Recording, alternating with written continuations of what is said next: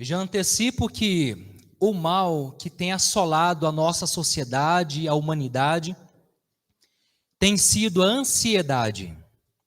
A ansiedade.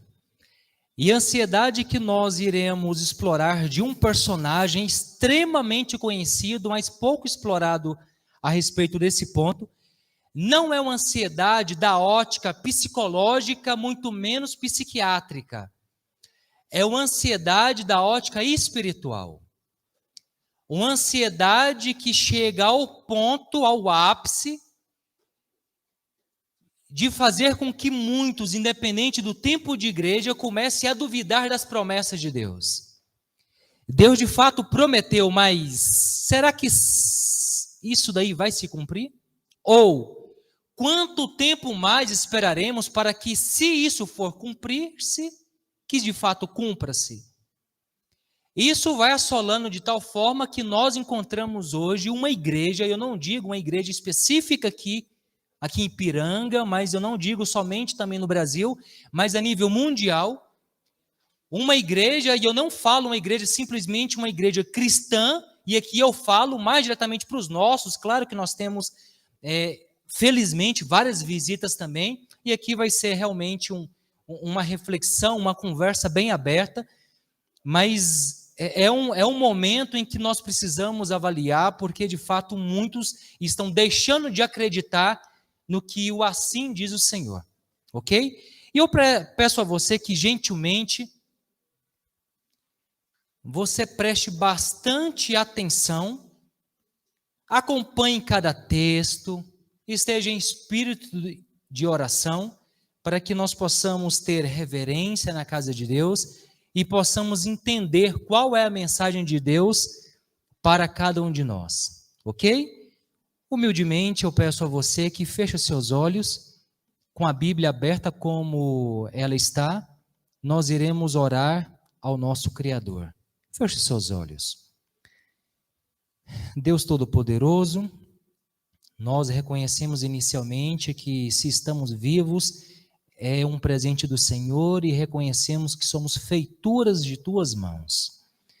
Deus Todo-Poderoso, nós agradecemos pela oportunidade do sábado. Nós iremos ouvir a Tua mensagem. Eu serei o mensageiro, falarei a Tua mensagem, que em nome de Jesus, pelo poder do Espírito Santo, essa mensagem toque primeiramente ao meu coração, à minha mente, e logo em seguida também a cada um que nos ouve. Pai eterno, que o Teu Espírito trabalhe em cada mente e em cada coração, trazendo paz, calma, reverência, para que o Santo Espírito do Senhor, o Espírito Santo, consiga fazer as transformações necessárias e que venhamos a sair daqui alegres e felizes, porque verdadeiramente nos encontramos com o Senhor. Nós oramos ao Senhor em nome de Jesus. Amém, Senhor. Livro de Hebreus, capítulo 11, versículo 21. Mais uma vez eu peço a você, desative a tecla do automático. É muito comum nós estarmos num ambiente de corpo presente e depois que sai, o que aconteceu? Qual foi a música? Qual foi a pregação? Não se sabe, porque está ativado a tecla do automático. Vamos raciocinar, vamos arrazoar, como a Bíblia assim o convida. Vamos pensar, vamos refletir sobre a mensagem do Senhor Deus para nós nessa manhã. Livro de Hebreus, capítulo 11, versículo 21, na minha tradução diz o seguinte: pela fé, Jacó, quando estava para morrer, abençoou cada um dos filhos de José e, apoiado sobre a extremidade de seu bordão, adorou. Nós precisamos entender o que representa o capítulo 11 do livro de Hebreus.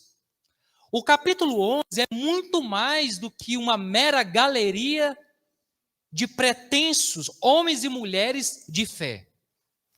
O capítulo 11 é um recorte do momento mais importante de cada patriarca, de cada homem, de cada mulher, que teve um momento, o ápice, o momento mais importante de fé. O apóstolo Paulo faz um recorte desse momento, da biografia de cada personagem bíblico, e insere no capítulo 11. Por isso que o capítulo 11 é tão extraordinário. É mais do que uma galeria da fé. É o resumo, é a síntese do momento mais importante da biografia de homens e mulheres de Deus. O capítulo 11, do versículo 21, que nós acabamos de ler, traz o relato resumido, compactado da biografia de um dos principais patriarcas que já pisaram aqui no planeta Terra, Jacó. Só que o mais intrigante, o mais impressionante, é que se nós voltarmos um pouquinho, ainda no capítulo 11, mas nos versículos anteriores, o apóstolo Paulo separa mais de 10 versículos para relatar a biografia de Abraão. Se nós formos um pouquinho para frente, o apóstolo Paulo separa quase 10 versículos para relatar a biografia de Moisés. 2 homens extraordinários. Mas para relatar a biografia de um dos patriarcas mais espetaculares, Jacó, ele separa um único versículo. Logo, se nós temos a compreensão do que representa o livro de Hebreus, especialmente o capítulo 11, que é um recorte da biografia no momento mais importante de fé de homens e mulheres, inevitavelmente chegamos a uma conclusão muito rápida e quase que unânime aqui, de que esse versículo tem informações altamente preciosas. Porque um apóstolo Paulo conseguir resumir a biografia de um homem de fé como Jacó em um único versículo, precisamos lê-lo novamente e extrair pontos importantes. O que esse versículo relata é que um homem que ele não estava forte, ele não estava viril, ele não contemplava a sua mocidade, mas muito pelo contrário, o que é relatado é que ele estava para morrer, sem forças. E o que continua dizendo é que ele estava com seus netos, filhos do seu filho, José. E aqui ele estava apoiado no seu bordão e adorou.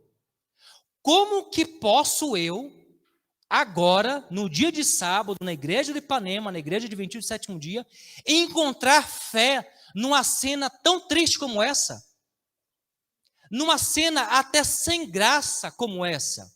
Um senhorzinho sem força, apoiado sobre um cajadinho, dando a bênção para os seus netinhos. O que tem de fé aqui? E nós iremos trilhar um pouquinho na biografia de Jacó, explorando pontos em que ele se mostra um personagem, um patriarca altamente ansioso.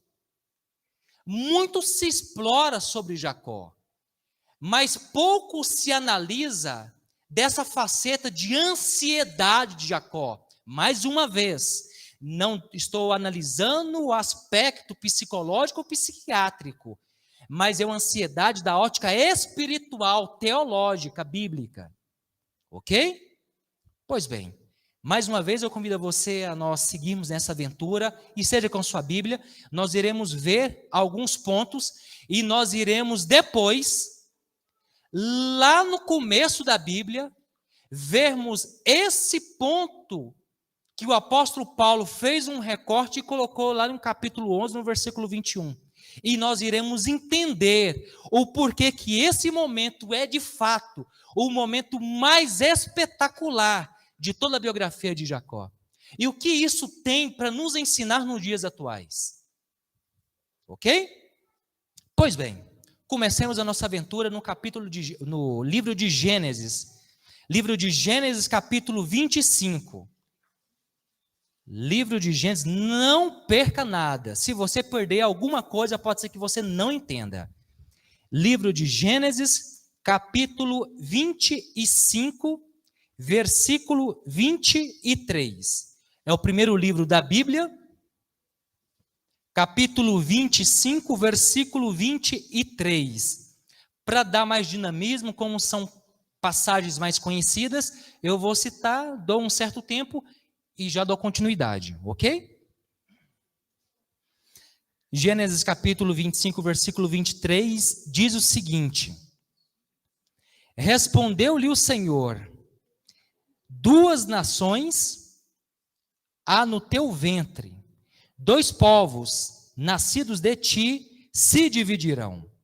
Um povo será mais forte que o outro, e o mais moço será e o mais velho servirá ao mais moço. O que nós estamos vendo aqui continua no versículo 24, dizendo que cumpridos os dias para que desse a luz, eis que se achavam gêmeos no seu ventre. Aqui nós conhecemos a história de Isaac e Rebeca, em que eles têm a promessa, e aqui Rebeca, ela tem uma previsão, ela tem uma comunicação, ela tem uma informação antecipada de que ela estaria grávida e de gêmeos. Naquela época, naquela cultura patriarcal, era absolutamente comum de que o mais velho, o primogênito, ele naturalmente ele herdava as bênçãos da primogenitura. O mais moço, inevitavelmente, ele convivia com isso, ele já sabia que pelo fato de não ser o primogênito, ele não iria ter as bênçãos da primogenitura. Mas aqui o que é comunicado para Rebeca é uma inversão de valores de tal forma que o mais novo, ele seria o senhor do mais velho. E o mais velho, que na cultura patriarcal era o bambambam, que recebia as bênçãos da primogenitura, ele seria o servo do mais jovem. É o que é relatado, ok? Só que parece ser uma história muito conhecida, e de fato é conhecida. Porém, tem uns detalhes. Eles nascem. E Rebeca, sua mãe, trata de, à medida que os dias iam passando, falar para o seu querido Jacó, que por mais que ela amasse tanto Jacó quanto Esaú, mas o Senhor Deus falou que ele receberia a bênção da primogenitura. E aquilo ali aqueceu o coração de Jacó de tal forma, de tamanha intensidade, que ele não conseguia pensar em mais nada a não ser naquilo. Tanto é que no livro Patriarcas e Profetas, página 177, relata que Jacó pensava sempre mais no futuro do que no presente. E aqui nós destacamos uma das primeiras características de um ansioso. Sempre pensar no dia seguinte, no futuro. Sabe qual é o problema de viver dessa forma? É de que dificilmente um ansioso espiritual que tem essa característica, ele consegue contemplar as bênçãos que Deus contempla e concede para nós a cada dia. Como respirar, como alimentar, como locomover-se e tantas outras bênçãos que Deus concede. Sabe por quê? Porque o ansioso espiritual, ele fica sempre projetando a sua felicidade no amanhã. Porque quando eu tiver certa idade, porque quando eu tiver naquele feriado, porque quando for semana que vem, porque quando eu conquistar tal coisa, aí certamente eu vou ser feliz. Aí eu fico tranquilo. Eu diminuo o ritmo e eu vou ser feliz. O grande problema é que isso é um ciclo vicioso. É igual um cachorro correndo atrás de um rabo. Ele nunca vai ter paz, porque o amanhã ele não existe. Ele é uma projeção. É um potencial de algo que pode acontecer. E quando chegar amanhã, não existe. É o presente. Então, o ansioso, ele sempre fica pensando no amanhã. O ansioso, ele não consegue perceber. Vamos para a igreja, vai ter um culto, vai ter uma bênção, vai ter uma coisa.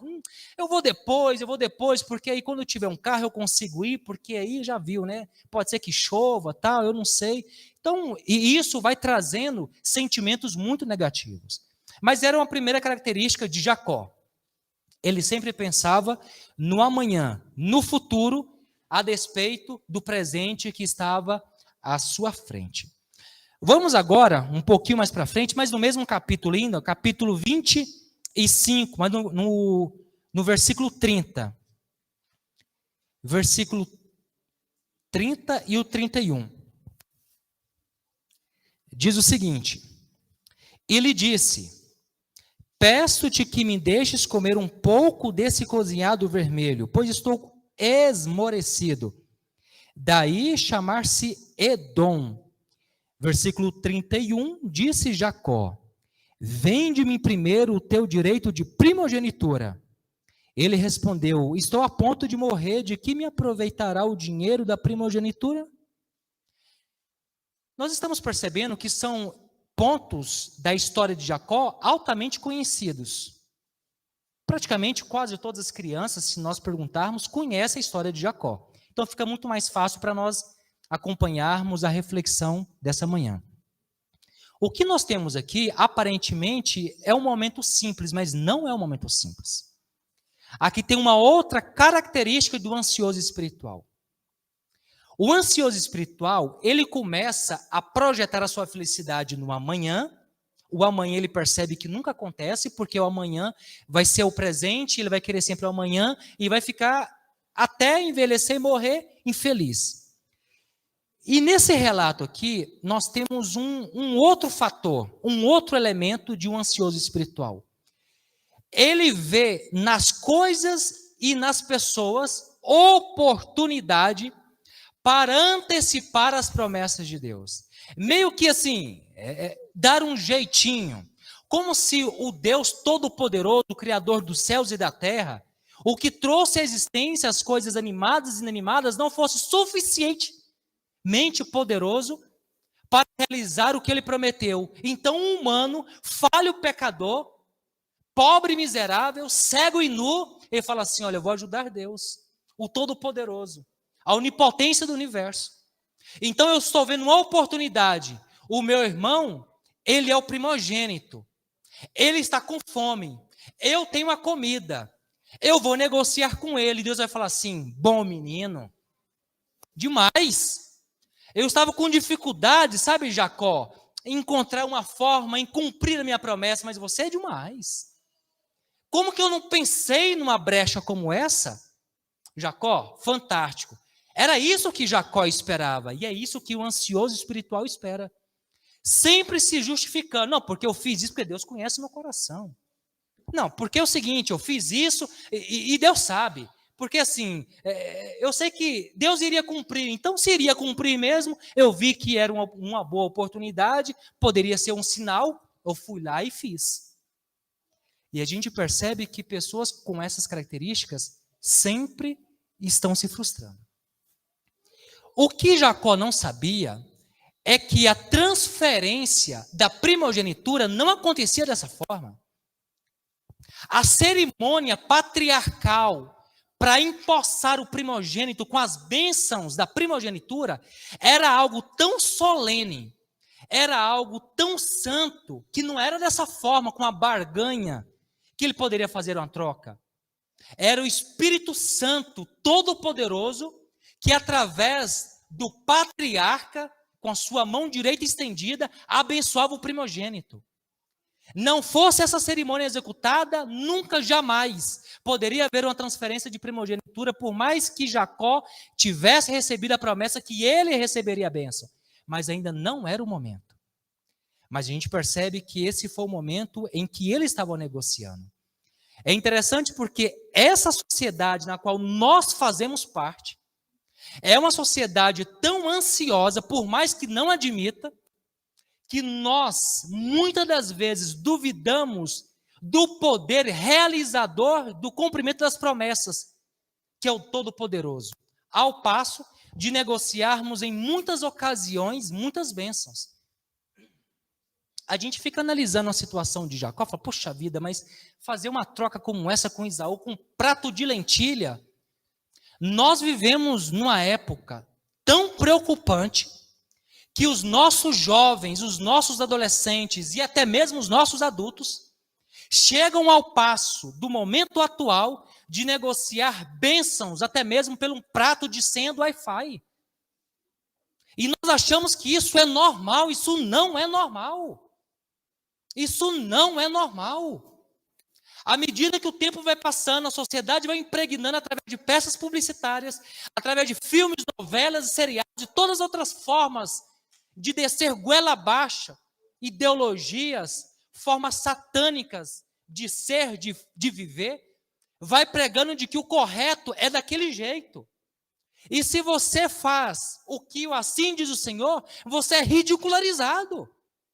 Como acreditar nas promessas do Deus Todo-Poderoso, enquanto toda a sociedade vai contra e ridiculariza? Como acreditar nas promessas daquele que prometeu de fato, que vai cumprir, enquanto tudo e todos falam que isso daqui é passado?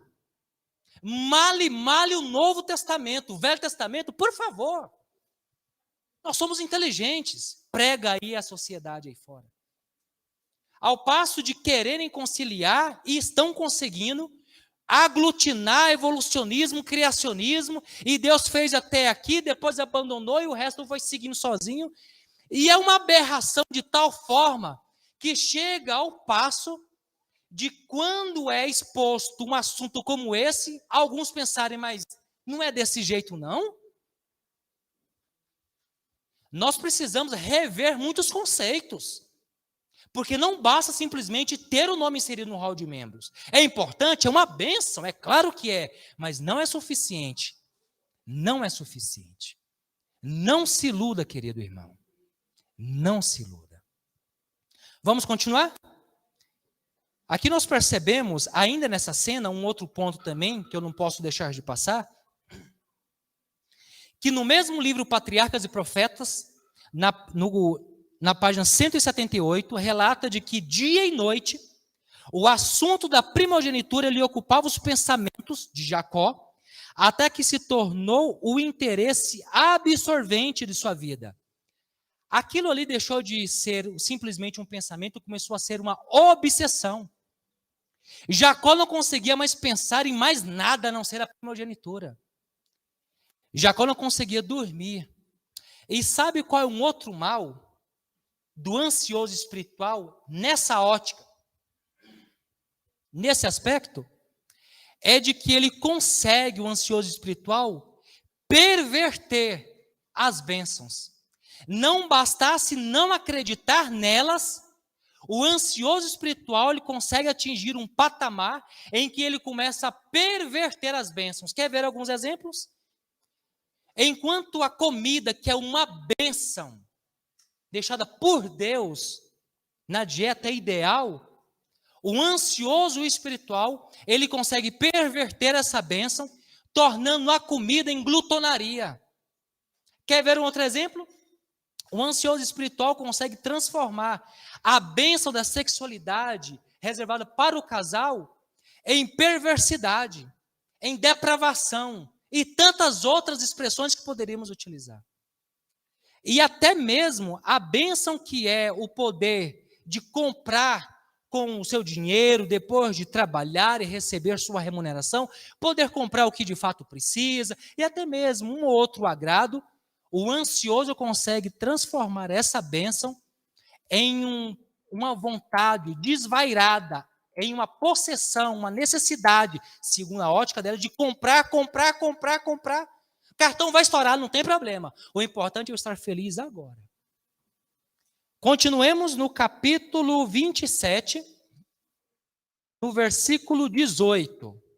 Capítulo 27, ainda no livro de Gênesis, vai acompanhando.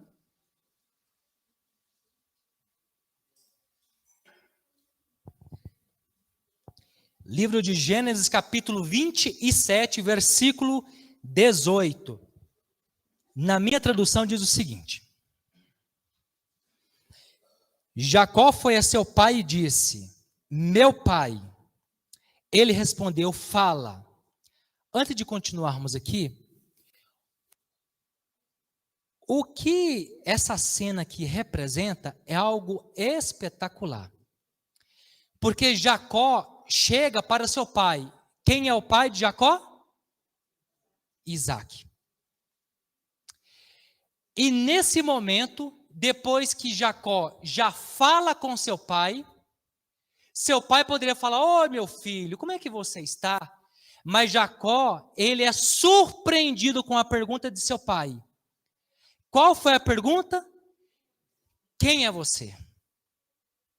E essa pergunta, segundo especialistas na área, psicólogos e psiquiátricas, segundo eles, a análise sincera para responder uma pergunta dessa é a causa para muitos suicídios. Repito, a resposta para essa pergunta, uma resposta sincera, analisando verdadeiramente quem nós somos, é a causa para muitos suicídios. E essa pergunta, ela não está na esfera superficial, mas na esfera altamente profunda. Quando essa pergunta ela é feita, quando essa pergunta ecoa para mim e para você nos dias atuais, quem é você? Não é quem é você quando está próximo do pastor, na semana de oração, com os arautos do rei cantando. Não é quem é você quando o ancião está próximo de você, não é isso. Mas é quem é você quando você está sozinho, você e você mesmo. Quando de repente você se depara sozinho em casa, tomou um banho, colocou uma roupa, vai se deitar, olha no espelho e a pergunta ecoa profundamente: quem é você? Todo mundo olha e fala assim: que demais! Esse rapaz, essa moça, esse homem, essa mulher, esse daí vai para o céu, demais. Mas quando chega em casa, as máscaras caem e a pergunta ecoa: quem é você? A gente precisa parar e analisar o que de fato nós estamos fazendo. Porque esse céu que nós estamos imaginando que nós vamos, é um céu diferente do que a Bíblia tem apresentado. Levar a vida como nós estamos levando e falamos que queremos que Cristo apresse-se e volte logo para nos buscar, queremos ir para o céu. Qual céu, irmãos? Agindo e vivendo e se comportando como nós estamos fazendo? Tem algo que eu não consigo entender. Eu não consigo entender. Nós não temos tempo para Deus. Nós não temos tempo para a lição da escola sabatina. Nós não temos tempo para ler a Bíblia. Nós não temos tempo para cantar hinos do inário. Nós não temos tempo para Deus e queremos ir para o céu. Fazer o que lá no céu? Lá só tem Deus. Fazer o que lá? E continuamos falando: ô Senhor, venha. Se Ele vier, está você mesmo preparado verdadeiramente respondendo a pergunta: quem é você? No capítulo ainda 28, no versículo 13, já estamos encaminhando já para o ponto onde nós partimos. Gênesis capítulo 28, versículo 13. Diz assim: perto dele estava o Senhor e lhe disse: eu sou o Senhor, Deus de Abraão, teu pai, e Deus de Isaque. A terra em que agora está deitado, eu te darei, a ti e a tua descendência. 14. A tua descendência será como o pó da terra. Estender-te-á para o ocidente e para o oriente, para o norte e para o sul. Em ti e na tua descendência serão abençoadas todas as famílias da terra. E a bênção vai para o versículo 15. Eis que eu estou contigo e te guardarei por onde quer que fores, e te farei voltar a esta terra, porque te não desampararei, até cumprir eu aquilo que te hei referido. Você sabe o que representa esse momento? Essa promessa, essa bênção que Deus está proferindo para Jacó, é no momento de fuga. Jacó tinha enganado irmão, de certa forma até sua mãe também, por mais que ela estivesse ali envolvida num conluio, mas também de certa forma enganou seu pai e estava em fuga. Porque ele sabia que se ele ficasse, ele seria morto. E ele fugindo, nesse momento, um fugitivo, mentiroso, com todas as qualificações, os adjetivos para ser rejeitado, Deus encontra-se com Jacó. Jacó, e essa promessa que nós lemos aqui foi feita para um fugitivo. Aí você pode olhar para uma situação como essa e falar assim, não, agora foi o ponto de virada. A reviravolta aconteceu aqui. Porque não é possível, com uma bênção como essa, só que olha o que um ansioso espiritual ele faz com uma bênção como essa. No versículo 20, 2. No versículo 20 do capítulo 29, perdão, no capítulo 28 ainda, né? Diz o seguinte: fez também Jacó um voto dizendo, se Deus for comigo e me guardar nessa jornada, e continua.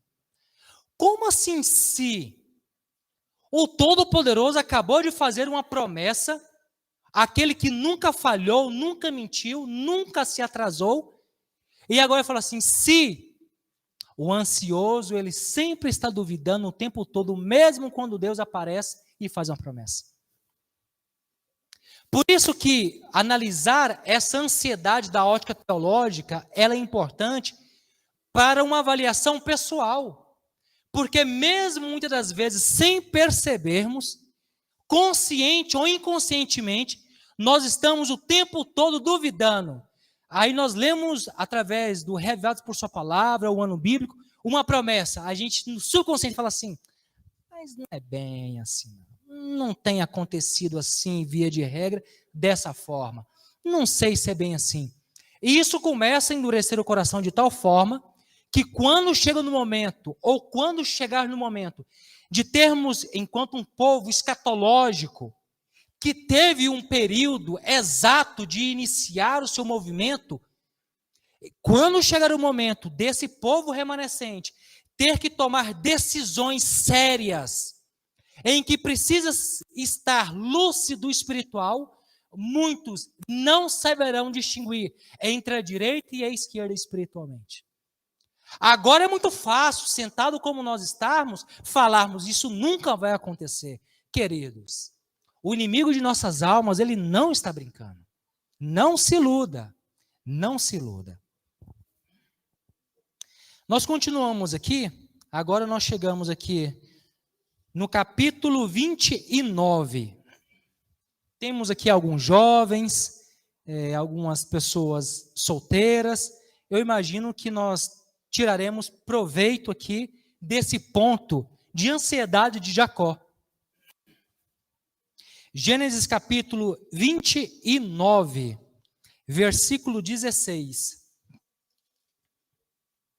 Capítulo 29, versículo 16 e versículo 17. Diz assim, ora, preste atenção. Ora, Labão tinha 2 filhas. Quantas filhas? Perfeito. Labão tinha 2 filhas, Lia, a mais velha, e Raquel, a mais moça. Versículo 17 continua dizendo que Lia tinha os olhos baços, porém, Raquel era formosa de porte e de semblante. Nós conhecemos a história de que Jacó queria quem? Raquel. E a Bíblia já dá dica por quê. Ela se distinguia em semblante e em porte. E nós conhecemos que ele trabalhou 7 anos e ganhou quem? Lia. Trabalhou mais 7 e conseguiu Raquel. Falou assim, nossa, não, esse momento aqui foi um momento extraordinário. Finalmente uma bola dentro de Jacó, só dá a bola fora. Mas e se eu te falar que não era vontade de Deus que Jacó se relacionasse com Raquel, e sim com Lia? Não, mas aí não, né? Isso aí você força a amizade. Pois é. Aqui nós temos uma característica interessante de Lia, que fala que Lia tinha olhos baços. Você pode pensar assim, Neilson, eu nem sei o que é, mas coisa boa não deve ser. Baço é uma coisa assim, trocando por miúdos, a diferença entre Raquel e Lia era mais ou menos o seguinte, para o nosso contexto.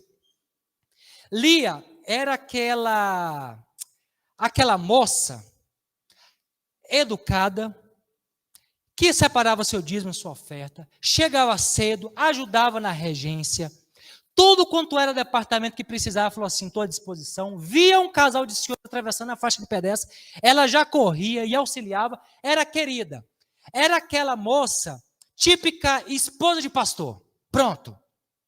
Era Lia. Certinha, correta, temente a Deus.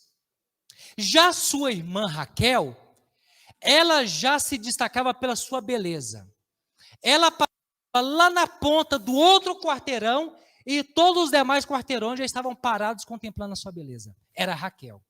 Ao passo de que quando Jacó chegou, ele não conseguia ver mais nada. Ele só via Raquel. Imagina uma pessoa, entre aspas, normal, numa situação como essa, muito possivelmente também seguiria esse caminho. Agora imagine um ansioso. Ele não conseguia pensar em mais nada. Era a primogenitura de um lado da cabeça e a Raquel do outro lado. Baço, você pode pensar, olha os baços, mas não era legal. Na verdade, o que na expressão hebraica quer dizer o baço, era como se fossem olhos meigos, olhos doces, olhos puros. É a melhor tradução para a expressão dos olhos de Lia. Nós conhecemos que ele trabalhou e aquele trajeto todo, coisa bonita. Porém, todavia, quando o ansioso ele entra em cena e quando ele se depara com algo que ele quer, tudo ao redor escurece e ele não consegue pensar mais nada. E nessa situação, principalmente de relacionamento, o ansioso ele não consegue enxergar as letras miúdas do contrato. Ele não quer saber se ele vai pagar juros, ele não quer saber se vai ficar o resto da vida pagando parcelas, ele não quer saber se é aquilo que ele quer e tem uma oportunidade, independente do que ele vai ser, que vai ter que fazer, ou se sacrificar para fazer, ele faz, porque ele quer aquilo aqui e agora. Você pode pensar, Neilson, mas não, ficou claro, ok. Mas o que tem a ver de Deus querer que Jacó quisesse, pelo menos naquela ocasião, de que Jacó se relacionasse com Lia e não com Raquel? Por alguns motivos. Primeiro, Raquel, ela tinha muitas dificuldades, tinha muitos pontos que deixavam ela assim desfavorável. Um deles, Raquel, ela tinha um hábito muito peculiar de fuxicar. Era muito fuxiqueira. Além de fuxicar, porque ela levava para um parente, você ficou sabendo o que o tio falou? Não, mas pois é, mas você viu que a tia também, ela não está brincando. Não, e outra coisa, você está sabendo, ela era assim, de acampamento em acampamento, ela tornava conhecidos os podres de todos os familiares. Ela tinha essa característica. Outra coisa, ela era futriqueira também. Ela mexia nas coisas. Se você estivesse perto de Raquel, teria que fechar e colocar um cadeado. E mesmo assim é perigoso ela abrir ainda.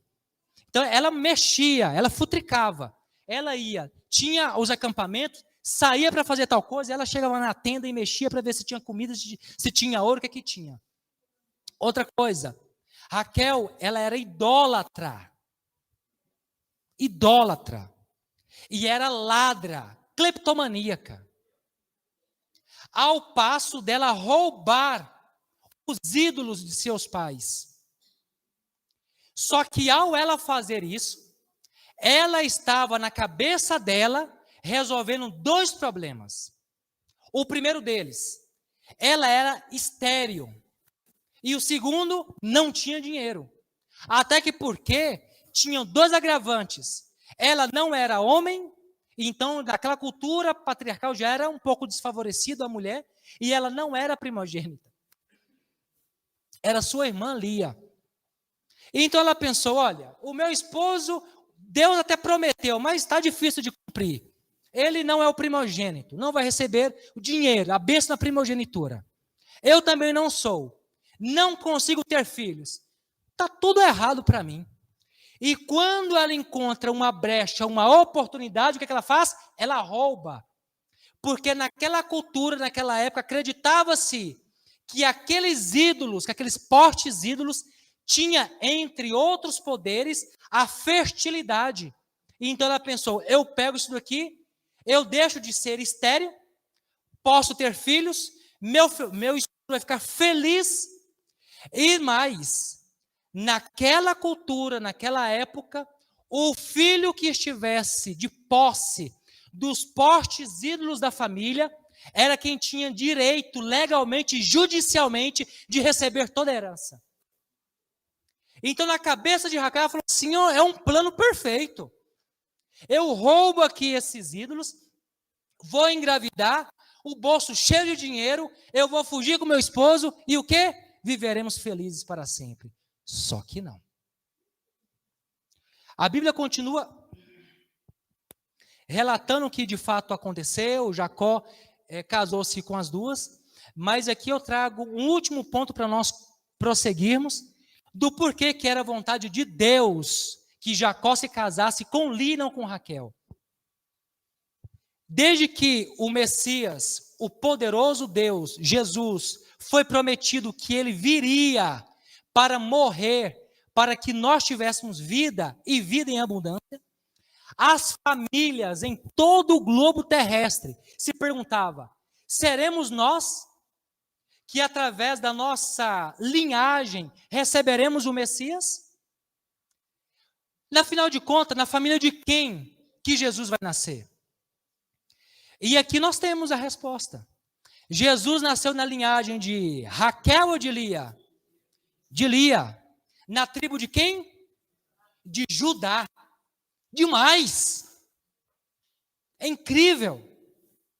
Deus estava mostrando Jacó, por mais que os seus olhos tivessem se encantado por Raquel, a minha vontade sempre foi, por mais que você não tivesse ótica espiritual para enxergar, mas minha vontade é que você se relacionasse com Lia e não com Raquel.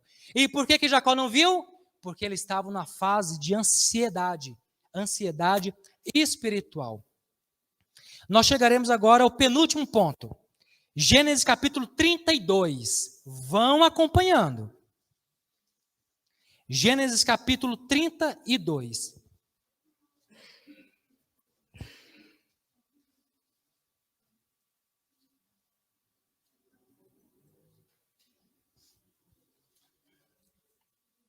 O fato do Senhor Deus permitir que a gente estivesse pregando hoje é um milagre, viu? Com relação à saúde, né? Gênesis capítulo 32, versículo 24. É o penúltimo versículo, é o penúltimo texto. 32, 24, na minha tradução, diz o seguinte: ficando ele só, ele quem? Jacó. E lutava com ele um homem até o romper do dia. Nós conhecemos também essa situação, essa cena. Só para a gente enriquecer mais esse momento, é o seguinte. Jacó, ele já tinha fugido, já tinha passado um tempo, e chegam os seus servos, esbaforido, e fala assim, Jacó, meu senhor, eu preciso te comunicar algo. E trêmulo. Consegui visualizar a muita distância, mas eu consegui visualizar de que o seu irmão, ele está vindo ao seu encontro. Só que ele não está vindo sozinho. Ele está vindo com 400 homens, 400 irradistas. Jacó, naquele momento, ele temeu pela sua vida. E o que Jacó fez? Estrategista como ele sempre foi, ele juntou todo o seu gado, todas as suas famílias, porque ele tinha família tanto de Raquel, de Lia, estava todo mundo, seus servos, e subdividiu em 2 grupos. Ele pegou um grupo com pessoas, animais, comida, e colocou, sabe quem na frente desse grupo? Lia. Colocou Lia na frente e despachou esse primeiro pelotão. Obviamente não em direção de Esaú, mas em uma outra direção, porque Jacó pensou, meu irmão vai vir e vai me matar. Que morra sou eu. Não morra todo mundo. E esse primeiro grupo foi. E o segundo grupo, obviamente, foi com quem? Com Raquel.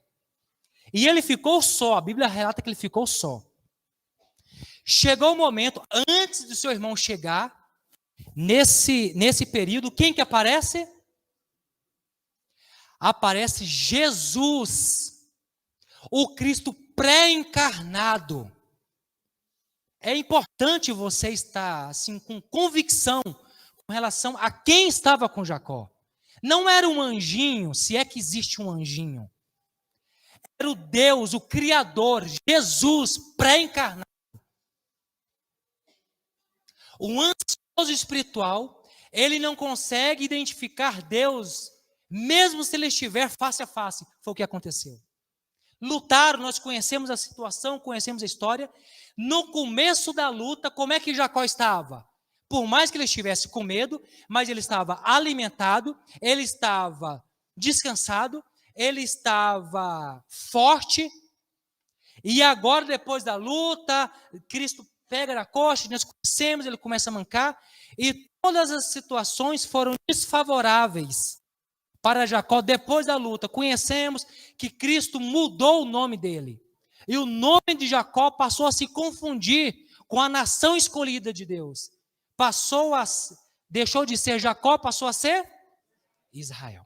Fantástico. Cristo vai embora. E Jacó falou, quero minha bênção. Recebe. Agora, não mais Jacó, mas Israel. Debilitado, com fome, com todas as desculpas possíveis e imagináveis que ele poderia utilizar para falar assim, olha, eu não tenho condições, eu não quero encontrar com meu irmão, ou poderia ter feito uma outra besteira em tirar a vida, ainda que não fosse comum naquela cultura. Mas ele poderia ter feito tudo isso, mas ele não faz. Ele espera seu irmão. E a Bíblia relata que o seu irmão, ele chega. E Jacó está o quê? Sozinho, debilitado. A gente vai falar Jacó, mas nós sabemos que é Israel a partir deste momento. E naquele momento, quando Jacó, ele olha para o seu irmão, e quando o seu irmão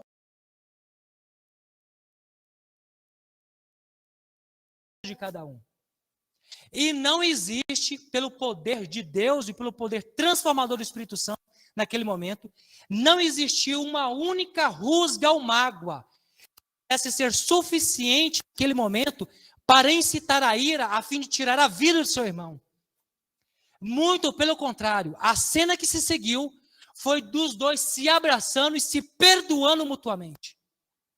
Extraordinário. Quando Deus ele atua, quando o ansioso permite que Deus ele transforma. Mudou o nome, mudou o comportamento, mudou a atitude, mudou a postura, mudou tudo. Neilson, fantástico. Entendi tudo. Mas nós começamos lá no versículo 21, no capítulo 11 de Hebreus. Você me dizendo de que o momento mais importante de fé de Jacó foi ele velhinho, fraquinho, quase morrendo, dando bênção aos seus netinhos. Não estou entendendo mais nada. Pois bem, vamos lá para o livro de Gênesis ainda, no capítulo 48, último versículo. Capítulo 48, versículo 12 e versículo 14.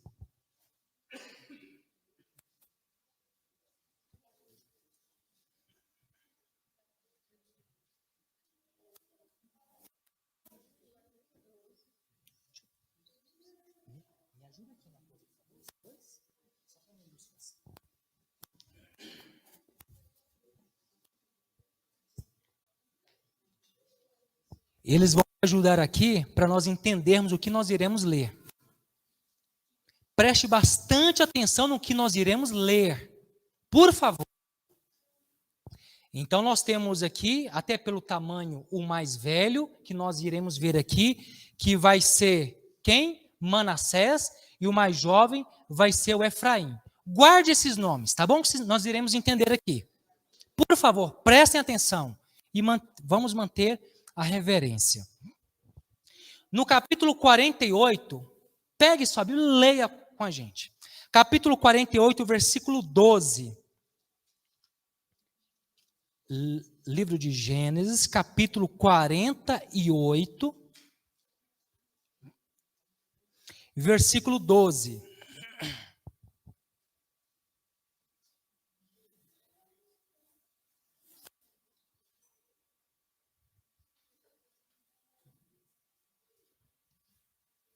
Diz o seguinte: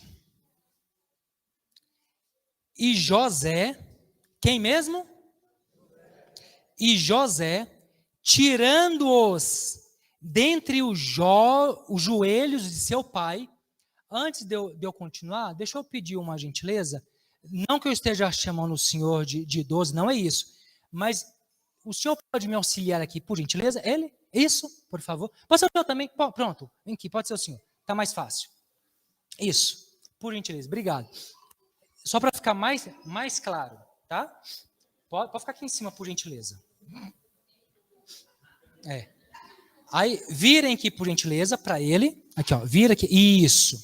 Então, o mais velho e o mais jovem. Pode subir aqui no primeiro degrauzinho, por gentileza. Isso, você também, por favor. Ótimo. Só para ficar mais perto. Que nós iremos ler e nós iremos interpretar. Entendam essa cena. Por favor, entendam essa cena. Versículo 12 diz o seguinte: e José, tirando-os dentre os joelhos de seu pai, inclinou-se à terra diante da sua face. Depois tomou José a ambos, a Efraim na sua mão direita, à esquerda de Israel, e a Manassés na sua mão esquerda, à direita de Israel, e fê-lo chegar a ele. Vamos segurar aqui. Nós lemos o versículo 13. O que essa cena mostra é Jacó, já de idade, o seu filho, vamos supor que eu seja José. José traz seus 2 filhos, Manassés e Efraim, e ele faz o seguinte, é o que nós acabamos de ler. José pega a mão do seu pai direita. Qual era a mão que proferia a bênção da primogenitura através do Espírito Santo? Era a mão direita. Pega a mão direita de Jacó, põe na cabeça de Efraim. Não, perdão, eu falei errado. Na cabeça, o senhor está atento, parabéns. E coloca na cabeça de Manassés.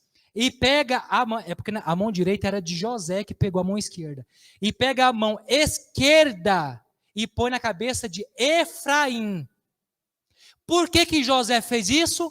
Porque era o óbvio. Quem era o mais velho? Manassés. Quem receberia a bênção da primogenitura? Era Manassés. Só que tem um detalhe.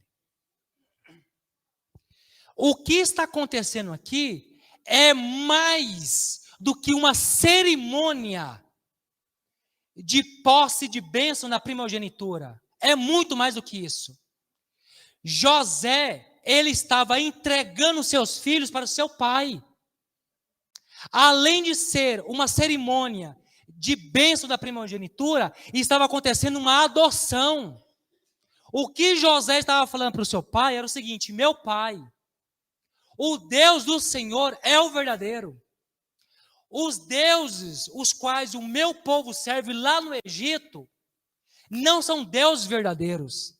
Eles não são criadores do céu e da terra. Os meus filhos estão crescendo nessa cultura pagã e não está se alegrando o meu coração. Por favor, meu pai, que o Deus que o Senhor tanto serve seja o mesmo Deus dos meus filhos, que deixarão de ser meus. A posse de adoção não era assim de boca para fora. Eu dou, depois eu tomo. Nisso não acontecia. O que José está falando para o seu pai? Meu pai, eu estou ciente das consequências. Eu não terei mais meus filhos, mas para mim muito mais importa a sua salvação do que a felicidade deles em terreno pagão lá no Egito. E nesse momento, José, ele entrega seus filhos e essas crianças deixam de ser netos e passam a ser filhos agora de quem? De Jacó. Só que não para por aí. No versículo 14, continua, segure o cinto de segurança. No capítulo 14, diz o seguinte: mas Israel, olha só, quem colocou essas mãos nessa posição foi José. Foi José, por quê? Porque era o óbvio. Só que é o seguinte, a vontade de Deus sempre prevalece. Olha o que acontece no versículo 14. Mas, grandes verdades tem depois do mas. Estendeu a mão e a...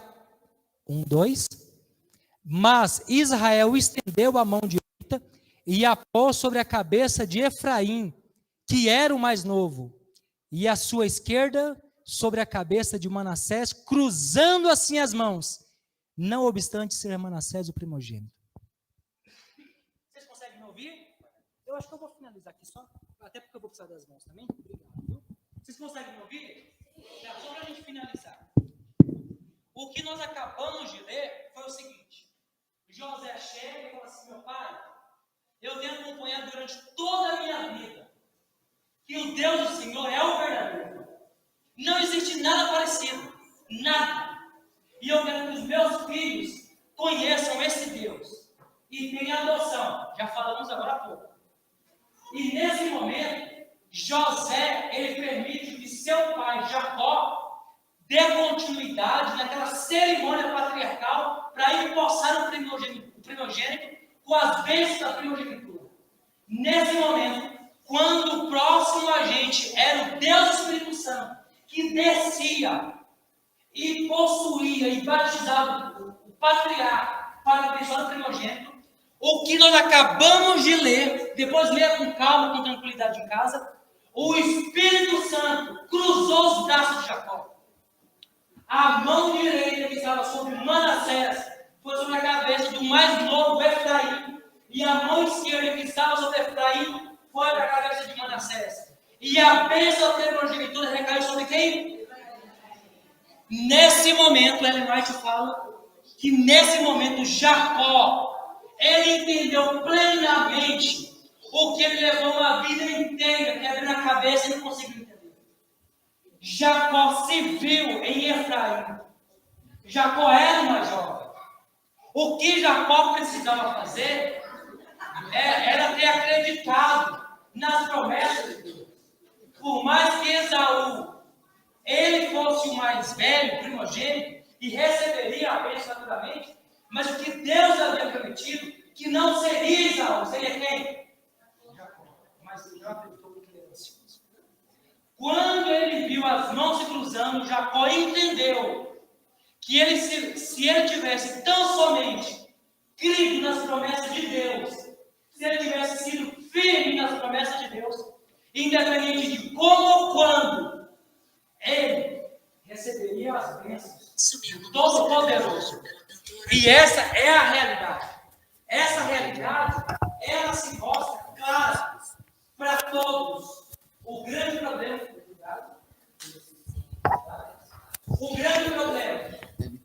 é que vivemos em uma época em que as pessoas têm dificuldade em acreditar nas promessas de Deus. Eu não sei como tem sido a sua vida. Eu não sei quais caminhos você tem que criar. Eu não sei quais atalhos você tem que ter. Mas eu te asseguro que aquele que prometeu, ele vai cumprir. Independente se aos seus olhos está longe. Ele não está preocupado. Claro, se vier vai ser bênção. Mas ele não está preocupado na sua cura. Ele está preocupado com a sua salvação.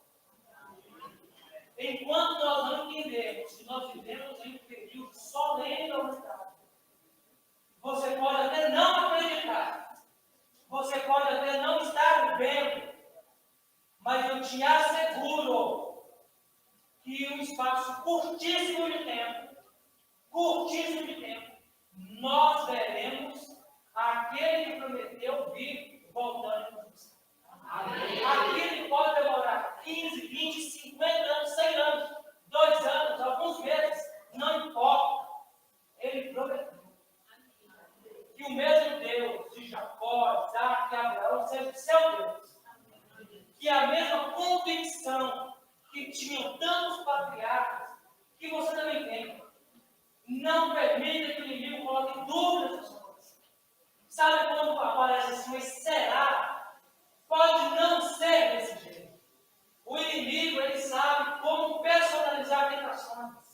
E ele fará para você dardo inflamado para atingir de forma codificada e personalizada o seu coração.